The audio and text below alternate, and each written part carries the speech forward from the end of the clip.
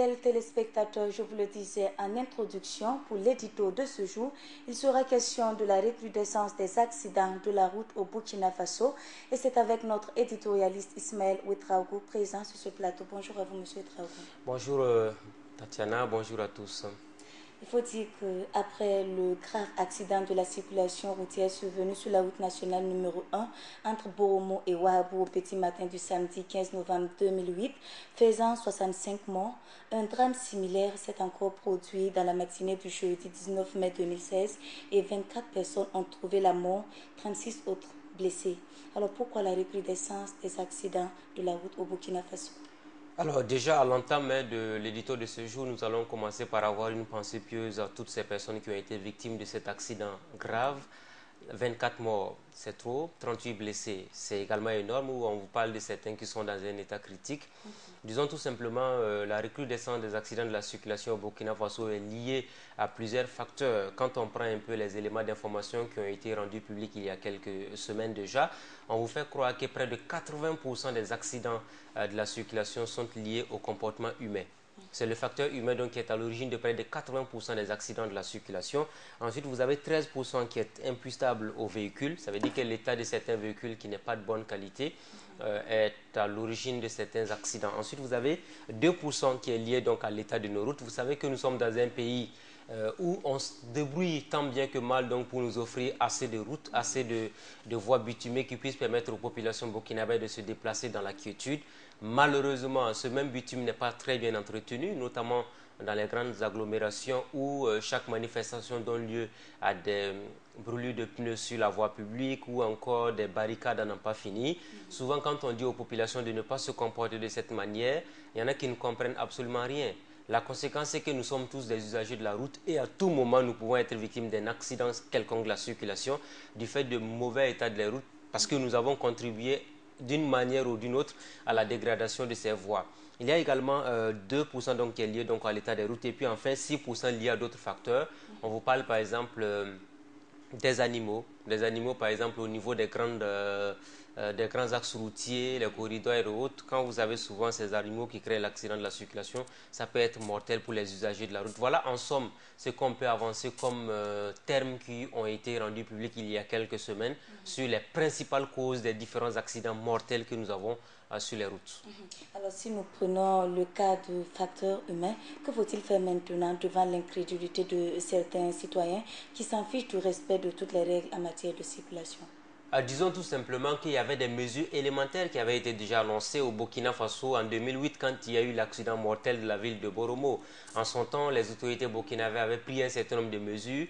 Malheureusement, on reviendra là-dessus tout à l'heure, il y a une chose, c'est le fait de sortir, par exemple ce qui s'est passé hier. On parlera de la promptitude du gouvernement face à une situation d'urgence. On sort avec 3 membres du gouvernement. Vous avez le ministre d'État, ministre de l'administration territoriale, de la décentralisation et de la sécurité intérieure. À sa gauche, vous avez le ministre de la communication, porte-parole du gouvernement. Et à sa droite, vous avez le ministre des Transports. C'est bien beau, tous ces décors, avec des paroles fortes qui ont été prononcées, des mesures importantes également qui ont été prises. Tout ça, c'est bien joli. Mais dans le fond, qu'est-ce qu'on fait pour que dans l'applicabilité, on puisse véritablement avoir des solutions idoines afin que ces drames ne se répètent plus? On sait que l'accident de la circulation peut être un facteur naturel. Ça veut dire que, à tout égard, on peut le dire, personne ne sort de chez lui avec l'intention manifeste d'aller cogner quelqu'un jusqu'à ce que mort s'en suive. Ça, c'est un fait. Mais dans le fond, si on peut trouver des voies et moyens pour atténuer au moins l'effet pervers de ces accidents avec autant de morts, c'est une bonne chose. Alors, revenons donc sur ce qui a été dit tout à l'heure. Ce qui est important de souligner et de signaler dans ce cas de figure, c'est le fait que il y a des mesures importantes que je qualifierais d'élémentaires qui ont été rappelées parce que pour moi, le gouvernement n'a pas pris des mesures extraordinaires. Le gouvernement n'a fait que répéter ce qui nous avait été dit en 2008 quand il y a eu l'accident mortel dans la ville de Boromo. Alors, il s'agit tout simplement de plomber les véhicules. Depuis 2008, on nous promet de plomber les véhicules. Qu'est-ce qui se passe? Il faut que cette fois-ci, la décision soit mise en application. Deuxième élément majeur qui a été annoncé, c'est l'excès de vitesse. Vous avez aujourd'hui, vous êtes en véhicule privé ou personnel en train de prendre par exemple la route Ouagabobo, Ouagaouaïbia ou Ouaga Fadangourma. Qu'est-ce que vous allez remarquer? Vous êtes dans un petit véhicule ou un véhicule privé, mais il y a des sociétés de transport qui viennent vous dépasser. Et ces mêmes sociétés de transport vont dépasser les forces de sécurité qui sont déployées pour les contrôles routiers. Vous avez l'ONASER, vous avez également ces forces de police et de gendarmerie qui ont été déployées à la faveur du renforcement du dispositif sécuritaire suite aux attentats de Ouagadougou. Mais ces chauffeurs-là font la vitesse aux yeux et à la barbe de ces policiers et de ces gendarmes, rien n'est fait. Ensuite, on vous parle de la fin des transports mixtes. Quittez ici tout de suite, prenez l'avenue France-Afrique. Vous allez vous rendre compte que vous avez des transports mixtes. Les animaux sont en bas, la marchandise est au milieu, les hommes sont perchés haut sur les camions de transport de marchandises. Mais on nous a dit depuis 2008 qu'on va interdire également cette mesure. Ces éléments-là passent devant les forces de sécurité sans que rien ne soit fait. Il y a également un autre élément majeur. On vous dit aujourd'hui qu'on va retirer de façon systématique les permis de conduire de toutes les personnes qui auront donc pris en flagrant délit d'excès de vitesse. Il y en a qui l'ont toujours fait. On espère qu'à partir de maintenant, toutes les mesures qui sont annoncées en fanfare seront prises en compte et que véritablement des dispositions seront prises pour que tout se fasse bien. Alors moi j'aime bien quand je vois le gouvernement sortir pour dire nous allons faire, nous allons faire. Mais il faut qu'on donne également les moyens nécessaires aux forces de défense et de sécurité pour que tout cela soit appliqué. Si vous dites aux policiers et aux gendarmes de commencer à appliquer cette mesure-là dans la rigueur, s'ils vous disent aujourd'hui en rétorquant qu'ils n'ont pas assez de moyens pour mener à bien la mission à leur confier, ça va nettement poser problème. Donc l'un dans l'autre, il y a urgence, il y a la nécessité qu'on renforce les moyens qu'on donne aux forces de défense et de sécurité. Deuxième élément, il y a également la nécessité qu'on sensibilise les populations burkinabées elles-mêmes. Et moi je pense que au vu de la gravité de la situation, et on ne s'en cache pas, c'est une société qui est incriminée, c'est la même société qui régulièrement est citée dans des cas d'accidents mortels. Il fallait quand même prendre une décision forte. Même s'il fallait suspendre, pourquoi pas, les activités de cette société de transport en commun d'une semaine, ce serait bien parce qu'aujourd'hui, ce qui nous revient, c'est que la société elle-même a décidé de suspendre ses activités aujourd'hui pour 24 heures pour rendre hommage aux victimes. Et l'autre élément majeur, il faut qu'au Burkina Faso, on arrive à faire des procès médiatisés. Quand on dit procès médiatisé, le collectif, parce que 24 personnes, c'est beaucoup de pertes en vie humaine, le collectif des familles de ces victimes-là doit constituer rapidement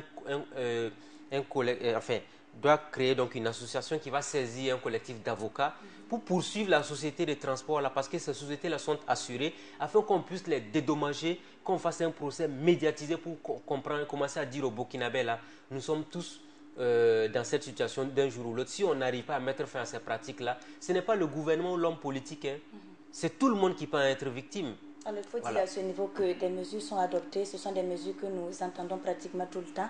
Donc, est-ce à dire que c'est le laxisme même dans l'application qui est le nœud du problème. Et puis, une enquête a été ouverte pour déterminer les causes même de l'accident et situer les responsabilités. Croyez-vous à toutes ces promesses qui ont été faites? Je ne vais pas m'étendre largement sur des promesses ici. Voilà pourquoi je disais à l'entame de mon propos qu'il y a des mesures importantes que je qualifierais d'élémentaires qui sont annoncées. On vous dit que quand vous êtes sur les grands axes routiers, vous ne devez pas faire au-delà de 90 km à l'heure. Est-ce que vous imaginez un seul instant, quelqu'un qui est consciencieux, vous avez dans votre bus au minimum 60 à 80 personnes et vous roulez à tombeau ouvert comme si vous étiez tout simplement un criminel si vous n'êtes même pas un criminel. Ça ne se fait pas. Le minimum là, c'est de penser à ce monde que vous avez derrière vous, la responsabilité morale que vous avez envers la vie de ces personnes-là. Vous parlez aujourd'hui de laxisme. Laxisme peut-être oui, mais il faut également qu'on arrive à montrer par des actions fortes des sanctions qu'on va prendre. Regardez un peu toutes ces images macabres qu'on nous montre. Le décompte macabre se poursuit pendant combien de temps? Si la société elle-même reconnaît la gravité des faits pour observer 24 heures, qu'on les aide à encore se rendre compte que c'est plus grave que ça, en suspendant tout simplement les activités de la compagnie là pour une semaine, ce sera déjà un coup fort. Deuxième élément, il faut qu'on ait véritablement un procès pour l'histoire. C'est-à-dire, cette affaire-là ne doit pas rester impunie. Il faut qu'on arrive à poursuivre cette compagnie de transport-là pour que les familles, les personnes, les 24 personnes qui sont décédées dans ce drame-là, que les blessés là soient pris en charge jusqu'au bout. Parce qu'on ne va pas indéfiniment nous asseoir au Burkina Faso comme on a tendance à le voir régulièrement pour nous dire nous allons nous apitoyer sur notre sort, c'est Dieu qui a fait les accidents, tout est une question de volonté divine. Non, ça ne suffit pas. Transport, est-ce qu'on ne dirait pas tout simplement que le message est bien passé, ils en prendront acte également? Prendre acte, ça veut dire quoi? Combien de fois il va falloir tuer des gens pour prendre acte? C'est trop facile. On ne va même pas tergiverser. Aujourd'hui, vous avez par exemple des compagnies aériennes, Egypte Air, Là également, nous rendons hommage à toutes ces victimes qui sont décédées, notamment les 30 Égyptiens, les 15 Français, le Tchadien ou les autres nationalités qui sont touchées. Mais ce qu'on peut dire par rapport à toutes ces compagnies-là, vous allez vous rendre compte que quand un avion tombe, on fait tout. On ne discute même pas de ça parce que on fait tout pour qu'il y ait des dédommagements pour les familles des victimes. C'est la même chose pour les compagnies de transport. Cette affaire de staff et de 24 morts, il faut qu'il y ait un procès. Il faut qu'on poursuive la compagnie pour que la compagnie paye, dédommage les familles des victimes parce que personne n'allait payer un ticket pour se rendre à la mort. Alors concrètement, que peut-on envisager de plus ou de nouveau pour diminuer le nombre des accidents dans nos circulations? Alors, déjà dans l'urgence, je pense qu'il faut plomber les véhicules, comme on l'a dit. On n'invente pas la roue en la matière. Il y a des mesures qui sont prises. Nous sommes tous allés à l'auto-école. On est allé apprendre à conduire les véhicules comme tout le monde. Il y a des règles strictes qui sont édictées, qui nous sont communiquées régulièrement à l'école de l'apprentissage. Malheureusement, il y a ce qu'on apprend à l'auto-école et il y a ce qu'on fait sur le terrain. 99% des gens, quand ils quittent l'auto-école, ce qu'ils ont appris là-bas, ça ne les intéresse plus. La preuve, c'est qu'on ne respecte pas le code de la route qui est un minimum. Ensuite, il y a également donc le fait que à partir de maintenant, il faut qu'on se dise clairement, il faut doter les forces de défense et de sécurité et que les mesures qui sont prises par le gouvernement, que le gouvernement également se donne les moyens de les appliquer jusqu'au bout afin qu'on puisse minimiser, parce qu'on ne pourra jamais mettre fin indéfiniment aux accidents. Les accidents mortels, ça se produit un peu partout dans le monde, mais quand c'est trop récurrent et qu'on peut prendre les mesures nécessaires pour les éviter au maximum, eh bien qu'on y aille. Merci à vous, Monsieur Ouedraogo. Amis téléspectateurs, c'était l'édito de ce jour. Édito que vous pourrez retrouver sur notre page Facebook burkinainfo.tv.